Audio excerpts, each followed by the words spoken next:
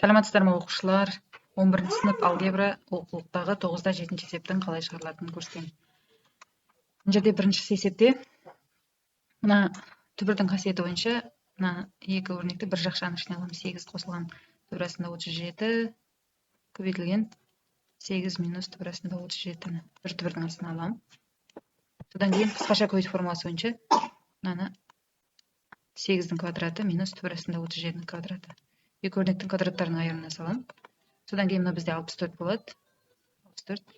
Түбірді квадраттағына 4 жойылады да 37 қалады. 64-тен 37-ні алсам 27 қалады. Сонда үшінші дәрежелі түбірасында 27. Одан бізде жерде былай жазуға болады. 27 ол 3-тің 3 дәрежесі ол. Мына қысқарып кетсе түбір жойылады да бізде 3 қалады. Келесі екіншісін қарайық. Мынаны дәл сондай бір түбірдің астына аламын. 7 минус түбірасында 41. 7 қосылған түбірасында 41. Дәл бұнда қысқаша көбейту формуласы бойынша квадраттарының айырымына салам. Үшінші дәрежелі түбірасында 7-нің квадраты минус түбірасында 41-дің квадраттағында 41-дің өзі шығады. Сонда 49, 49-дан 41 алатын болсам 8 қалады. 8 дегеніміз ол 2-нің кубы. Сондықтан 2 қысқарады, түбір жойылып 2 қалады. Келесі үшінші енді ол да қысқаша көбейту формуласы бойынша екі өрнектің қосындысының квадратына салам. Бірінші өрнектің квадраты, яғни түбірді квадраттан түбір жойылады да, түбірасында 3 минус түбірасында 5 қалады. Плюс 2 еселенген екі өрнектің көбейтіндісі, яғни 3 минус түбірасында 5, бір түбірдің астына аламын. 3 қосылған түбірасында 5. Қосылған екінші өрнектің квадраты түбір квадраттан түбір жойылады. 3 қосылған түбірасында 5. Бәрін бір жақшаның ішіне аламын, көбейтілген. Бізде 0,12 деген 10-2-нің минус 2 дәрежесі деп алайын. Ары қарай. Енді мына жерде түбірасында 5 пен түбірасында 5 жойылып кетеді. 3 пен 3-ті қоссам 6 болады. Қосылған 2 түбірасында мына ойының қысқаша көбейту формуласы бойынша 9 азайтылған 5 болады.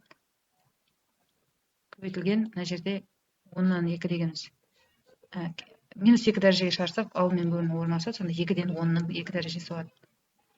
Ары қарай тең болады 6 қосылған 2. Мына жерде 4-4-тің түбірі 2 тең болады. Көбейтілген. Бізде 10-ды 2-ге бөлсем 5, 5-тің квадраты 25-ге тең болады. Ары қарай. Бізде 4, 4-ке 6 қоссам 10, 10-ды 25-ге бөлсем менде 250 деген мән шығады екен. Келесі мынауда дәл сондай. Екі өрнектің айырмасының квадратына салынады бұл жерде. Бірінші өрнектің квадраты түбір жойылады. Түбірді квадраттағанда түбірасында мынадай өрнек шығады. Минус 2 еселенген 2-нің көбейтіндісі түбірасында 6 минус түбірасында 11. Бір түбірдің астына аламын. 6 қосылған түбірасында 11. Қосылған екінші өрнектің квадраты түбір жойылады. 6 қосылған түбірасында 11. Осының бәрін бір жақшаға аламын да көбейтілген. Енді мына минус 1 дәрежеге шығарсақ, ол 2-ден 3 болады екен. Тең болады. 6 мен түбірасында 11 мен түбірасында 1 жойылып кетеді. 6-ға қоссам 12 минус 2. Мына түбірасына қысқаша көбейту формуласын салам 36 азайтылған 11 болады.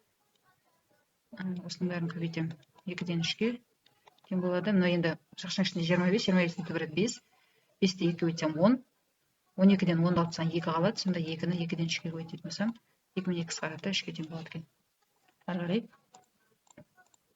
Енді келесі 9-да 8-ші есеп. Ары қарай ықшамдайық. 2 4-ші дәрежелі түбірасында мынау 81 дегеніміз ол 3-тің 4 дәрежесіне тең. Қосылған 3-ші дәрежелі түбірасында мынау минус 5-тің 3 дәрежесіне тең. Қосылған 6-ші дәрежелі түбірасында 2-нің 6 дәрежесі болады. Ары қарай. Енді бізде мынау мен мынау қысқарса түбір жойылады да 2 көбейтілген 3 болады. Қосылған мынау мен мынау қысқарса түбір жойылады минус 5 болады. Қосылған мұнда 2 қалады. Сонда 6 азайтылған 5 қосылы 2. Сонда 3-ке тең болады екен. Келесі ықшамдайық. 5 3-ші дәрежелі түбірасында минус 2-нің кубы. Қосылған 4-ші дәрежелі түбірасында 2-нің 4 дәрежесі. Минус 6-ші дәрежелі түбірасында 3-тің 6 дәрежесі. Ары қарай. Мына қысқарып түбір жойылады. Сонда 5 көбейтілген минус 2 болады. Қосылған мұнда 2 қалады. Мұнда 3 қалады. Мұнда мына минус 10 плюс 2 минус 3. 13, 13-тен 2 алсам минус 11-ге тең болады екен. Үшіншісін қарастырайық. Үшінші дәрежелі түбірасында 375 дегеніміз ол 125 пен 3-тің көбейтіндісіне тең. Минус 7-тен 2 көбейтілген үшінші дәрежелі түбірасында 1029 дегеніміз 343 пен 3-тің көбейтіндісіне тең. Плюс 0,75. Үшінші дәрежелі теориясында 192 деген 64 пен 3-тің көбейтіндісіне тең. Минус 0,2. Үшінші дәрежелі теориясында 1000 мен 3-тің көбейтіндісіне тең. Ары қарай. Енді мына 125 деген 5-тің 3 дәрежесі, мынадан 5 шығады. Мына сол күйінде тұра береді. Сонда 5 үшінші дәрежелі теориясында 3 қалады. Минус 7-ден 2 көбейтілген. 343 дегеніміз 7-нің 3 дәрежесі, сондықтан мынадан 7 үшінші дәрежелі теориясында 3 қалады. Плюс 0,75 көбейтілген 64 ол 4-тің 3 дәрежесі, сондықтан 4 үшінші дәрежелі теориясында 3 қалады. Минус 0,2 1000-ның үшінші дәрежелі теориясы 10-ға тең, сонда үшінші дәрежелі теориясында 3-ке тең. Енді бәрінде міне үшінші дәрежелі теориясында 3 ортақ, соны жақсының сыртына шығарып жіберейін. Сонда үшінші дәрежелі теориясында 3, жақшаның ішінде мында 5 қалады. Минус мына 7 мен 7 қысқарып мында 2 қалады. Плюс 0,75-ті 4-ке көбейткенде 3 қалады. Мына екеуін көбейтсем 2 қалады. Жақшаны жабам, тең болады. 5-тен 2 алам 3, 3-ке 3 қосам 6, 6-тан 2 алам 4, сонда 4 үшінші дәрежелі теориясында 3-ке тең болады екен. Келесі мынаны қарастырайық. 3-тен 4-ті жазып қоям. 4-ші дәрежелі теориясында 162 дегеніміз ол 81 мен 2-нің көбейтіндісі. Минус 0,2 4-ші дәрежелі теориясында 1250 деген 625 пен 2-нің көбейтіндісі. Плюс 0,75 деген 0,75 4-ші дәрежелі теориясында 512 дегеніміз 256 көбейтілген 2-нің көбейтіндісі. Мінес 7 4-ші дәрежелі теориясында 2 солын жазып қоям. Енді мынау 3-тің 4 дәрежесі, сондықтан мынадан 3 шығады. Сонда 3-тен 4 көбейтілген 3, 4-ші дәрежелі теориясында 2 болады. Мына жерде 5 шығады. 0,2 көбейтілген 5, 4-ші дәрежелі теориясында 2, плюс 0,75 көбейтілген 256-дан 4 шығады. 4-ші дәрежелі теориясында 2.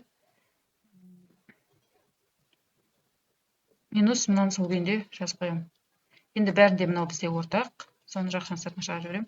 Сонда 4-ші дәрежелі теориясында 2-ні жақшаның сыртына шығарсам, жақшаның ішінде мында 3 мен 3 қысқарып 4 қалады.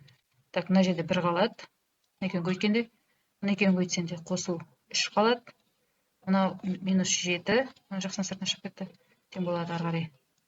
Енді мына жерде мынау азайтсам 3, 3-ке 3 қоссам 6. 6 алынған 7 минус 1 береді. Сондықтан минус 4-ші дәрежелі теориясында 2-ге тең болады екен.